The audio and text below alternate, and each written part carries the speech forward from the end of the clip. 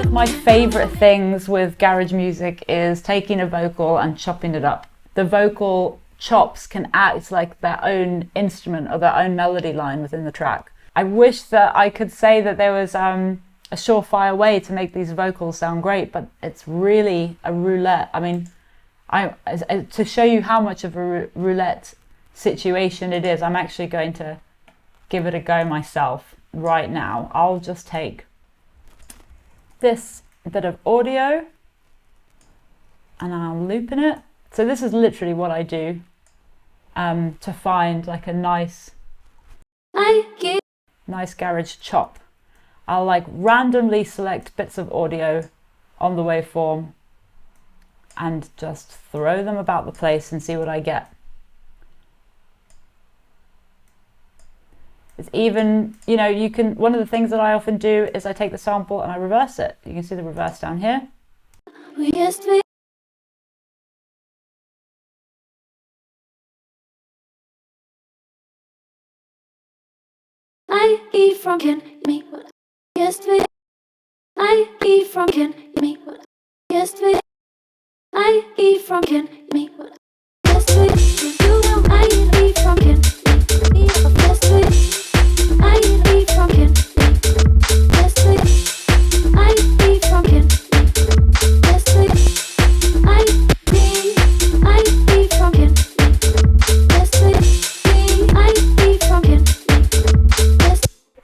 And the way that this works in reality is that you play it through, you try a few things out, and if you like what you hear, you keep it, and if you don't, you try something new. That's really the only way that I can genuinely say to, you know, the way that chopping vocals works for me.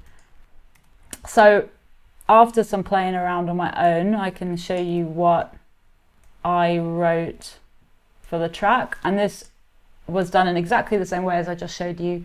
I just looped a section of the vocal, chopped it up, and this is what I came back with.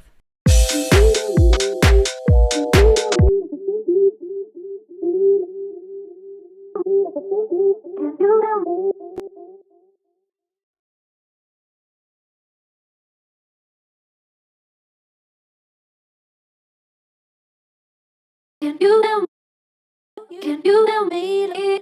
Can you help me like I feel you? Can you help me? Can you help me like I feel you? Can you help me?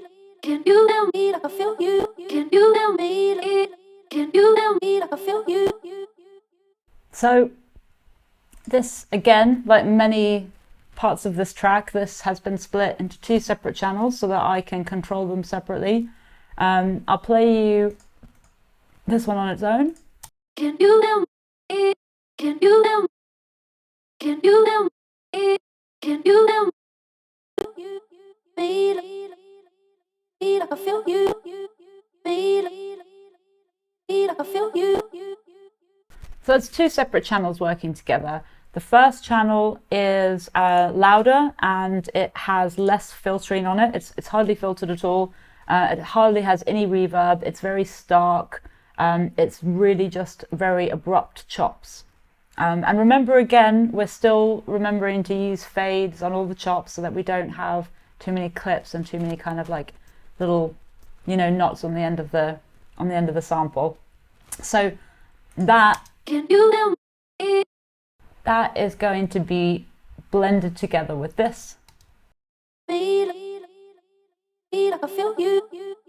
you can hear that channel has a lot more reverb. It's actually got more filtering on it. And the idea is that these two work together to create a really nice dynamic in the vocal chops. So rather than just having one line of chopped vocal that all sounds the same, you almost have like two voices in the room kind of working together, call and responding. And it just makes it a little bit more, it makes it more pleasing to the ear, but it's just kind of, you know, it's nicer for dynamics. It gives the tune like a bit more energy and a bit more sway. Can you help me? Can you help me like I feel you? Can you help me? Can you help me like I feel you? Can you help me? Kind of creates more of a relationship in the different vocal cuts, so they're kind of calling and answering each other. And personally, I really like that kind of like effect in the vocal. So something that I would definitely recommend if you're looking at chopping up vocals, is to affect them differently on different channels so that they have lots of fun dynamics.